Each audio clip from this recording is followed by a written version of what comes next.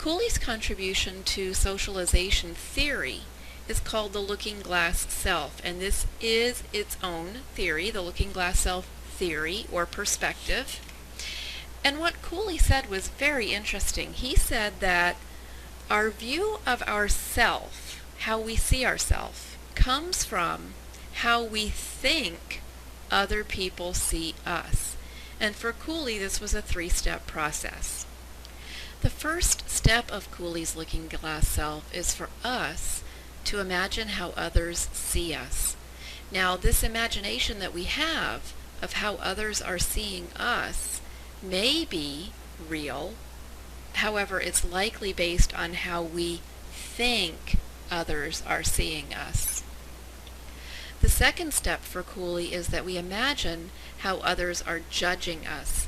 So now, not only are we imagining what we think other people think about us, we also now start to project onto them how we think they're judging us.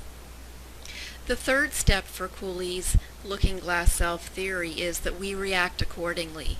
So now we've imagined how others are seeing us, and we've also imagined how we think we're being judged by them.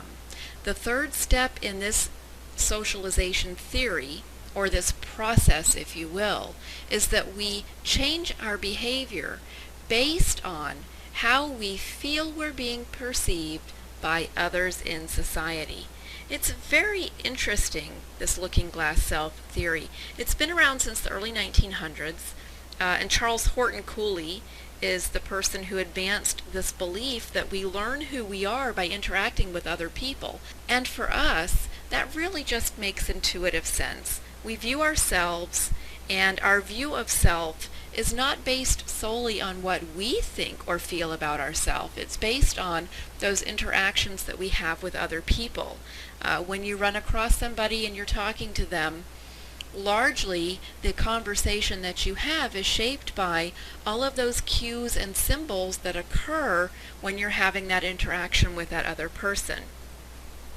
So imagining how we present ourselves to others, and then imagining how they judge or evaluate us, and then developing our sense of self based on those components is really the essence of Cooley's looking glass self.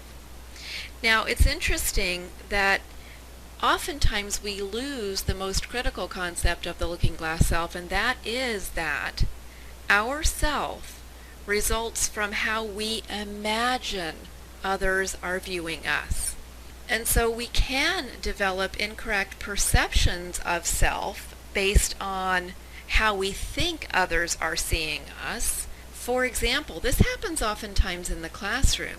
Many times when I ask a question and people don't have the answer, there's an assumption on the part of the students that I may think you've not done the work, you've not put forth the effort, you don't care about sociology. And while maybe some of those things are correct, it may just simply be that you're shy. And so you, however, may be thinking in your mind, well, clearly she must think we've come to class unprepared. We don't know. I bet you there's going to be a pop quiz. The teacher criticizes me. She must think that I'm stupid. Therefore, I am stupid. This goes very, very closely hand in hand with another concept called the self-fulfilling prophecy. So that's Cooley's looking glass self. I rather like this theory, even though I tend to be more of a macro perspective sociologist. I do see the value in Cooley's looking glass self.